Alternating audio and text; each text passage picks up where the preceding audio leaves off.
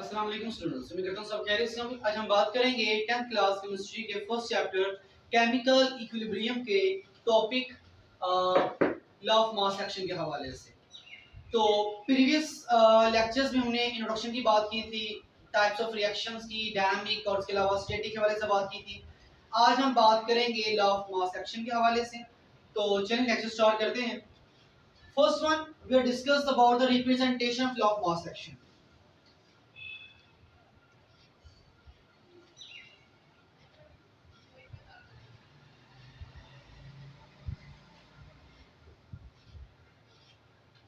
Basically law of mass action को 1869 में represent करवाया गया था by two scientist, one is the name Guldberg and one is the वेग।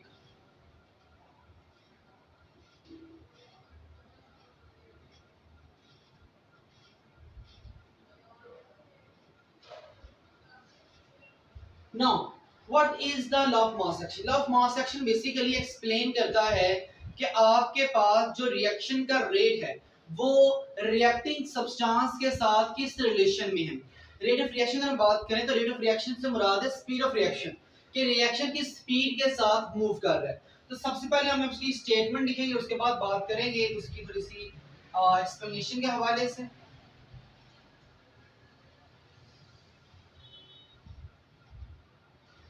इसकी स्टेटमेंट को दो हिस्सों में डिवाइड किया जाएगा ताकि बात करने में आसानी हो और आपको समझने में आसानी हो। तो फर्स्ट पार्ट इसका क्या कहता है? The rate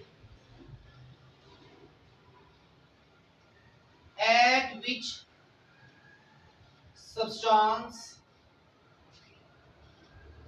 is directly proportional to the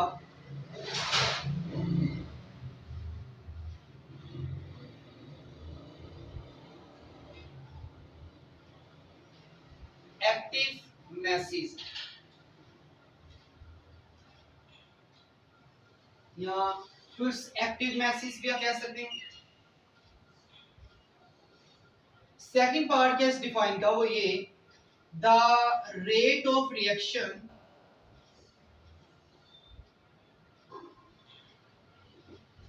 is directly proportional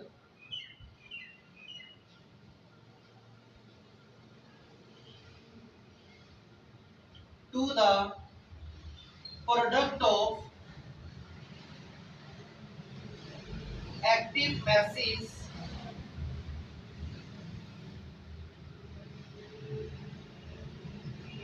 of reacting substance.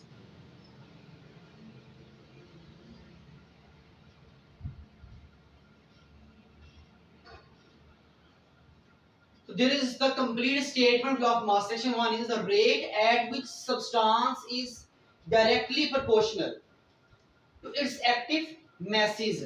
कि आपके पास एक रिएक्शन के अंदर जो भी रिएक्टेंट हिस्सा ले रहे हैं they are directly proportional to its active message. अब एक्टिव मैस से क्या मुराद है हम पहले डिस्कस कर लेते हैं साइड पे। तो what is the mean by active mass?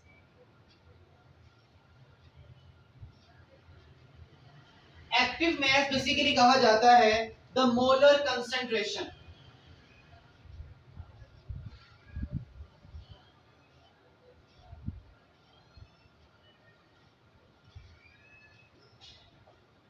Molar concentration मतलब कितने मोल किसी भी रिएक्टेंट के हिस्सा ले रहे हैं रिएक्शन में। जैसे अगर हम एग्जांपल लिखते हैं, for example we have a hydrogen plus iodine, they are combined to form the hydrogen iodide.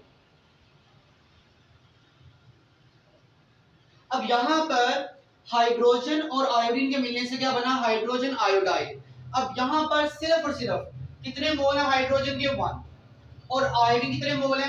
1 mole. It's means that कि हमारे पास हाइड्रोजन की जो मोलर कंसंट्रेशन है, जो नंबर ऑफ मोल्स हैं जो रिएक्शन में हिस्सा ले रहे हैं वो कितने हैं? 1 मोल है। इसी तरह से अगर हम आयोडीन की बात करते हैं तो यहां पर क्या रिप्रेजेंट हो रहा है कि हमारे पास इस हाइड्रोजन आयोडाइड को बनाने में आयोडीन की जो मोलर कंसंट्रेशन, नंबर ऑफ मोल हिस्सा ले रहे हैं कितने हैं? 1 मोल है। इसी तरह हम एक बात करते हैं किसी और एग्जांपल के हवाले से, जैसे कि H2 plus O2 are combined to form the water H2O।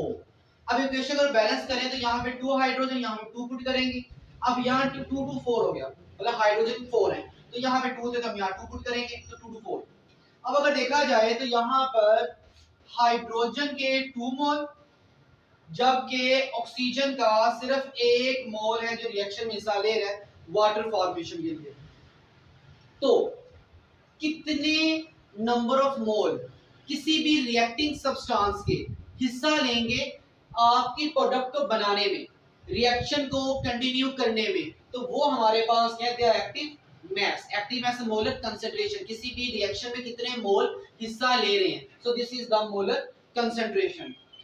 अब अगर बात करें मोलर कंसंट्रेशन के सिंबल के हवाले से, तो मोलर कंसंट्रेशन को रिप्रेजेंट किया जाता है bye square brackets.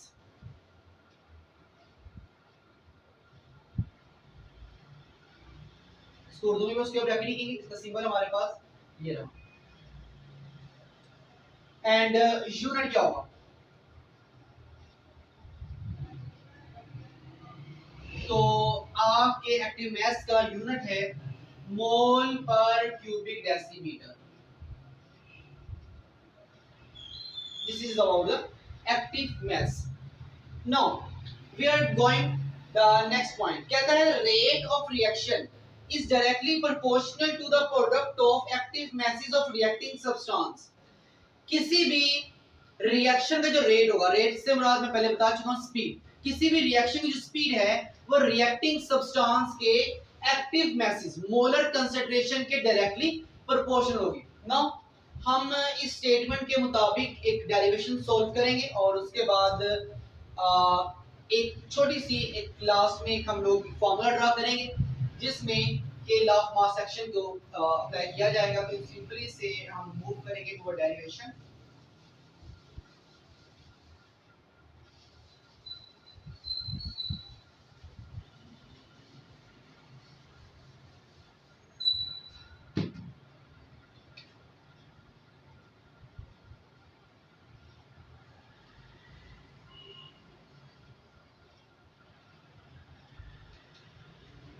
Suppose we have a two reacting substance A plus B. They combine to form the two products C plus D. We can represent the A, B and C and D. मतलब हम A, B और C और D को उनके reactive message के साथ represent करें तो A का एक्टिव मैस हमारे पास आएगा एक्टिव मैस A।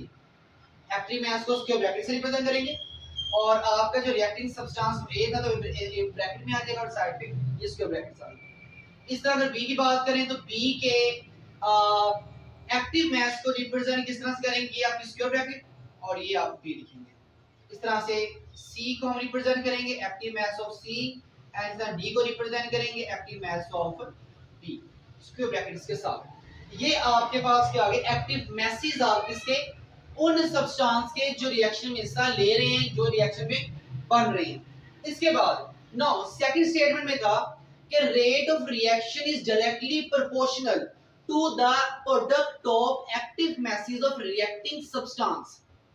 अब रेट ऑफ रिएक्शन दो तरह की, एक फॉरवर्ड रिएक्शन एक रिवर्स रिएक्शन। तो सबसे पहले हम बात करेंगे रेट ऑफ फॉरवर्ड रिएक्शन के हवाले से।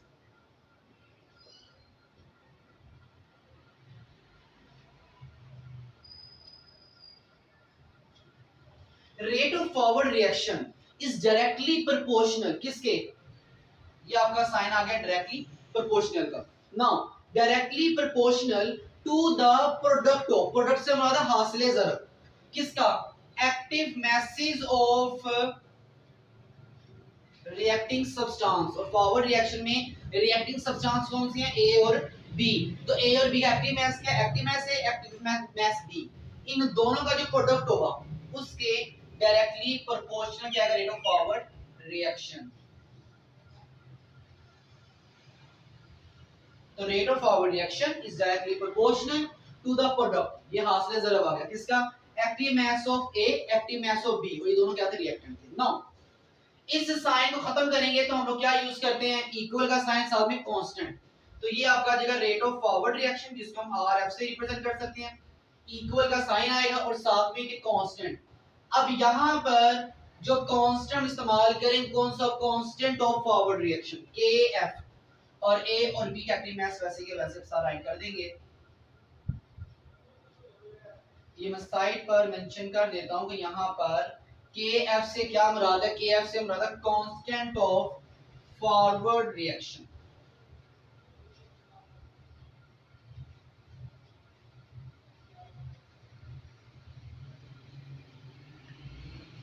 इसी तरह से अब अगर हम बात करते हैं रेट ऑफ रिवर्स रिएक्शन की, तो क्या आएगा, rate of reverse reaction is directly proportional किसके, the product of active masses of reacting substance। अब रिवर्स रिएक्शन में एक्टिव सब्सटेंस हमारे पास क्या है, ये प्रोडक्ट्स सी और डी, सी और डी। तो सी और डी का एक्टिव मास क्या था, ये सी का एक्टिव मास, ये डी का एक्टिव मास। अब ये दोनों कहां पर आ जाएंगे, अब इन दोनों को हम लेकर जाएंगे कहां पर, रेट ऑफ रिवर्स रिएक्शन में। तो rate of reverse reaction is directly proportional to the product of active masses of the product, C and D is the product। तो रेट ऑफ रिवर्स रिएक्शन किसके डायरेक्टली प्रोपोर्शनल होगा, products के active message के हासिले ज़रब के, हासिले ज़रब the product. ठीक है, तो यहाँ पे मैंने दो बार प्रोडक्ट का इस्तेमाल किया। एक प्रोडक्ट से मुराद है ये जो प्रोडक्ट्स हमारे बनती हैं, एक प्रोडक्ट से मुराद जो मैं ले रहा हूँ वो है हासिले ज़रब। तो मैं रिपीट कर दूं कि rate of reverse reaction is directly proportional है किसके, the product of active message of products. Clear हो गया, इन प्रोडक्ट्स के एक्टिव मैसेज के हासिले ज़रब के डायरेक्टली प्रोपोर्शनल होता है। नाउ इस साइन हम खत्म करेंगे तो हमारे पास क्या आएगा, रेट ऑफ रिवर्स रिएक्शन, इसको हम आर स्मॉल आर से रिप्रेजेंट कर देते हैं, रेट ऑफ रिवर्स रिएक्शन। अब यहाँ पे प्रोपोर्शनैलिटी का साइन खत्म करेंगे तो इक्वल का साइन आएगा, साथ में कांस्टेंट है, कांस्टेंट यहाँ पे क्या आएगा, constant of reverse reaction K R and active mass of C और एक्टिव मास ऑफ डी को एज इट इज वैसे राइट कर देंगे। तो ये साइड पर मेंशन हम करेंगे कि यहाँ पर के आर से मुराद क्या था, कांस्टेंट ऑफ रिवर्स रिएक्शन।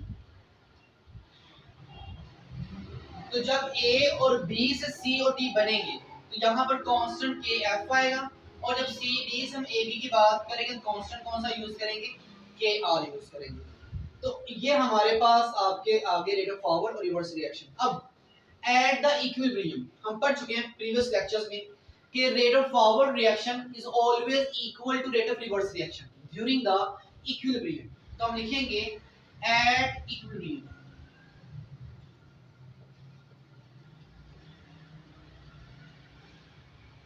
क्या होगा, rate of forward reaction rate of reverse reaction के बराबर होगा। तो we can say that R F जो है वो इक्वल है आर आर के। अब आर एफ की वैल्यू क्या थी, अब देखिए आर एफ की वैल्यू के F A be active message के साथ, और यहाँ पर के आर की वैल्यू क्या है हमारे पास। हम ये भी कह सकते हैं कि अगर एक साइड बराबर है तो अदर साइड भी इक्वल होगी, और आप ये भी कह सकते हैं कि भाई आर एफ बराबर है आर आर के, तो यहाँ पे आर एफ की वैल्यू पुट कर देंगे और यहाँ पे आर आर की वैल्यू पुट करेंगे। तो खैर यहाँ पे आर एफ है तो आर एफ बराबर था K F active mass of A active mass of B equal है K R active mass of C and active mass of D. No अब कांस्टेंट एक साइड पे कर देंगे, वेरिएबल एक साइड पे। अब के आर भी कांस्टेंट है, के एफ भी कांस्टेंट है, जबकि ए बी और सी डी इनके जो एक्टिव मैसेज है ये हमारे पास वेरिएबल्स हैं। तो हम क्या करेंगे, वेरिएबल्स को एक साइड पे कर देंगे, कांस्टेंट्स को एक साइड पे। तो के एफ ये के आर ये मल्टीप्लाई कर रहा है, यहाँ पे आके डिवाइड करेगा, equal active mass of C active mass of D divided by, अब ये ए बी हम मल्टीप्लाई कर रहे हैं, वहां जाके डिवाइड करेगा, तो active mass of A and active mass of B. अब यहां पर अगर आप देखें तो आपके पास K F over K R आ रहा है, के एफ और K R is equal to KC। KC हमारे पास क्या है, केमिकल इक्विलिब्रियम कांस्टेंट, या सिंपल इसको आप इक्विलिब्रियम कांस्टेंट भी कह सकते हैं।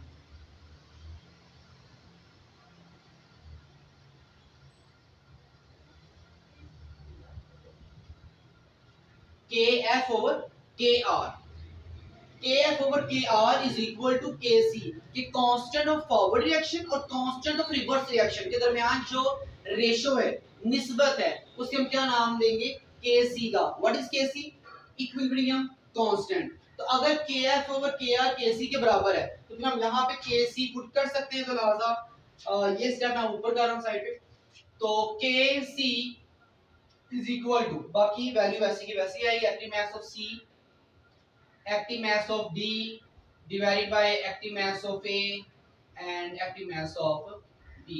ये आपके पास लॉ ऑफ मास सेक्शन के मुताबिक छोटी सी इक्वेशन में ड्राइव की फ्रॉम द दिस रिएक्शन। ये हमारे पास क्या लॉ ऑफ मास सेक्शन है। अब अगर आपको ये कहा जाए कि डिफाइन या state the law of mass section and derive the general expression, तो जनरल एक्सप्रेशन किस तरह, ये तो हमारे पास सिंपल एक्सप्रेशन थी लॉ ऑफ मास सेक्शन को समझने के लिए। अब अगर आपको ये कहा जाए कि जनरल एक्सप्रेशन को ड्राइव किया जाए, तो जनरल एक्सप्रेशन हमारे पास क्या, उसको डिस्कस करेंगे अब हम।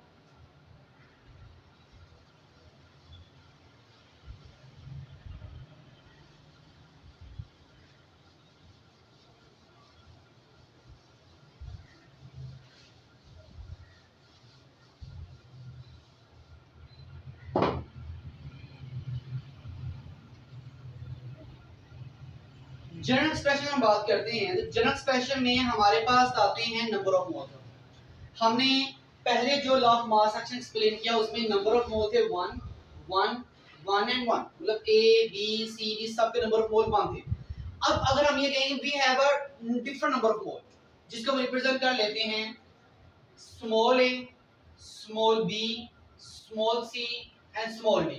अब यहाँ पर small a, small b, small c और स्मॉल d, ये किसको रिप्रेजेंट कर रहे हैं? They represent the number of mole of the A B C D। So we can say that A B C and D represent the number of moles of A B C and D respectively। तो A B C D इनके number of moles को represent करेगा। No, अब अगर हम बात करते हैं लॉ ऑफ मास सेक्शन की पहली स्टेज में, उसमें क्या था कि आपके पास जो रिएक्टिव सब्सटेंस है ये एक्टिव मास के डायरेक्टली प्रोपोर्शनल होगा। तो हम सबसे पहले एक्टिव मासेस को रेडी करेंगे, तो स्मॉल ए कैपिटल ए के अगर एक्टिव मास को रिप्रेजेंट करेंगे तो आएगा स्क्वायर ब्रैकेट ए, और स्मॉल ए जो आपके नंबर ऑफ मोल्स हैं आप इन्हें पावर की फॉर्म में रिप्रेजेंट करेंगे। किसकी फॉर्म में? पावर। तो ये स्मॉल ए था तो ये पावर की फॉर्म में आ गया क्योंकि नंबर ऑफ मोल को रिप्रेजेंट कर रहा है। इस तरह से स्मॉल बी कैपिटल बी, तो एक्टिव मास ऑफ बी, और ये small B number of moles हैं, लिहाजा ये पावर की फॉर्म में आ जाएंगे। इस तरह से हम आगे मूव करेंगे तो सी को रिप्रेजेंट करेंगे, और इस तरह से हम डी के नंबर ऑफ मोल्स को रिप्रेजेंट करेंगे, active mass of D and ऊपर पावर हमारे पास क्या आ गई, नंबर ऑफ मोल्स। नाउ अभी हमने बात की थी नेक्स्ट स्टेटमेंट की रेट ऑफ रिएक्शन के हवाले से। अब हम एक्टिव मैसेज को रेडी कर चुके हैं, हम बात करेंगे रेट ऑफ रिएक्शन के हवाले से। तो क्या कहेंगे? Rate of forward reaction is directly proportional to the previous derivation में यहाँ पर A और B का, लेकिन इस बार हमारे पास A B की पावर्स भी है तो हम पावर्स को सारे रिप्रेजेंट कर देंगे। सेम टू सेम वही सारे के सारे स्टेप्स हैं, सेम डेरिवेशन है तकरीबन। क्यों? क्योंकि यहाँ पर अब चेंज आएगा किसका? पावर्स का। पहले पावर थी 1 1 1, अब पावर क्या आ रही है? स्मॉल a स्मॉल b, किसको रिप्रेजेंट कर रही है? नंबर ऑफ मोल्स को। उसी तरह से रेट ऑफ फॉरवर्ड रिएक्शन है, इसको हम क्या करेंगे? RF से रिप्रेजेंट करेंगे। प्रोपोर्शनलिटी के साथ खत्म करेंगे तो इक्वल का साइन आएगा, साथ में कांस्टेंट कौन सा यूज करेंगे? Constant of forward reaction. और आगे active mass of A small a, active mass B small B. आप यहाँ भी बता सकते हैं KF से क्या मुराद है, कांस्टेंट ऑफ फॉरवर्ड रिएक्शन। इसके बाद rate of reverse reaction.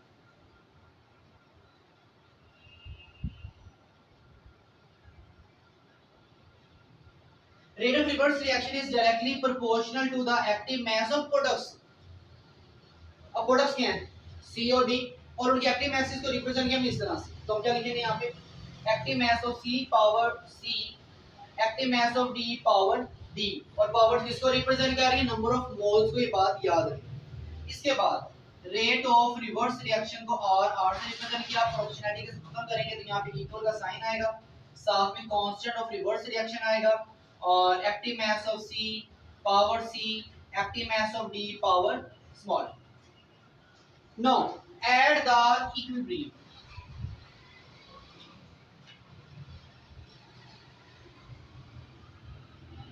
Equilibrium के पॉइंट पर रेट ऑफ फॉरवर्ड और रिवर्स दोनों इक्वल होते हैं, तो हम कह सकते हैं कि R F rate of forward reaction बराबर है रेट ऑफ रिवर्स रिएक्शन के। तो अगर रेट ऑफ फॉरवर्ड रिवर्स के बराबर है तो फिर ये वैल्यूज इन वैल्यूज की इक्वल होंगी। तो हम यहाँ लिख लेंगे कि K F active mass of A power small A, active mass of B power small B equal है K R active mass of C power small C, active mass of D power small D. इस बार फिर से क्या करेंगे, constants को एक side पे, वेरिएबल्स को एक साइड पे कर देंगे। तो क्या आएगा, K F over K R equal to active mass of C power small C, active mass of D power small D, active mass of A power small A, active mass of B power small B. Now kf over kr is equal to kc, so we can say that कि यहाँ पर kc आ जाएगा और बाकी की value वैसे की वैसे ही हम राइट करेंगे।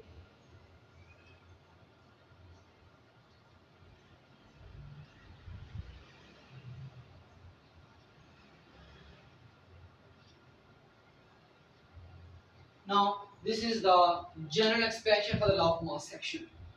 Now ये हमारे पास था law of mass section।